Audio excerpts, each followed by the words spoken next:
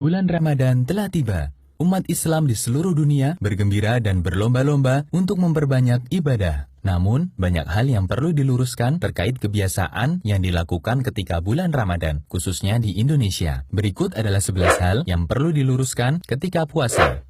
Hal pertama, padusan. Menjelang bulan suci Ramadan, kaum muslimin di Indonesia melakukan ritual padusan. Mereka anggap itu untuk membersihkan jiwa dan raga, agar terbebas dari segala dosa. Ini adalah budaya yang tidak sesuai dengan Islam. Islam tidak pernah mengajarkan membersihkan dosa dengan cara padusan. Hal kedua, nakar. Ziarah kubur termasuk amal mulia dalam Islam, karena ziarah kubur bisa mengingatkan orang akan kematian. Islam memberikan kelonggaran untuk melakukan ziarah kubur di waktu kapanpun. Karena itu, kita tidak boleh membatasinya hanya ketika menjelang Ramadan. Hal ketiga, membangunkan sahur. Banyak daerah memiliki cara berbeda untuk menunjukkan waktu sahur. Ada yang memukul tiang listrik, kentongan, teriak-teriak sambil membawa rebana, dan lain-lain. Padahal Islam telah memiliki cara sendiri untuk menunjukkan waktu sahur, yaitu azan awal sebelum subuh. Lebih baik kita melakukan sunnah daripada melakukan tindakan yang mengganggu istirahat masyarakat. Hal keempat, waktu imsak. Sebagian kaum muslimin beranggapan bahwa batas waktu makan dan minum adalah imsak, yang benar justru sebaliknya. 10 menit sebelum subuh adalah waktu terbaik untuk makan sahur. Amr bin Maimun menceritakan, dahulu para sahabat Nabi Muhammad SAW adalah orang-orang yang paling segera berbuka dan paling telat sahur. Hadis riwayat Baihaqi. Hal kelima, mengeraskan bacaan niat puasa. Sobatku, niat letaknya di hati, bukan di lisan. Karena inti niat adalah keinginan untuk melakukan suatu amal. Jika seseorang sudah ada keinginan, berarti dia sudah berniat. Rasulullah SAW tidak pernah mencontohkannya. Hal keenam, sikat gigi ketika puasa. Sikat gigi ketika puasa hukumnya dibolehkan. Hanya saja perlu waspada ketika menggunakan pasta gigi. Jangan sampai ada bagian yang tertelan. Nabi SAW menganjurkan untuk menjaga kebersihan mulut, mendekatkan ridha Allah. Siwak itu membersihkan mulut, mendekatkan pada ridha Allah. Hadis riwayat Ahmad dan disahihkan Syu'aib al-Arnaud. Hal ketujuh, muntah ketika puasa. Sobatku, muntah tanpa disengaja tidak membatalkan puasa.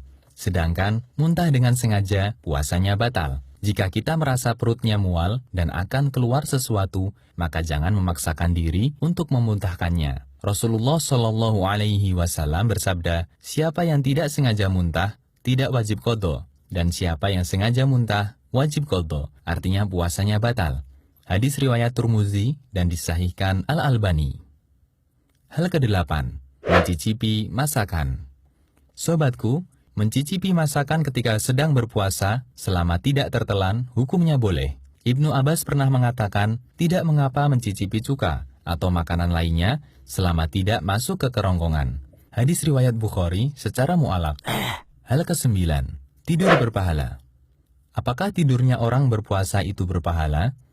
Pertanyaan ini berasal dari hadis yang menyatakan, tidurnya orang yang berpuasa adalah ibadah, diamnya adalah tasbih, doanya adalah mustajab, dan pahala amalannya pun akan dilipat gandakan.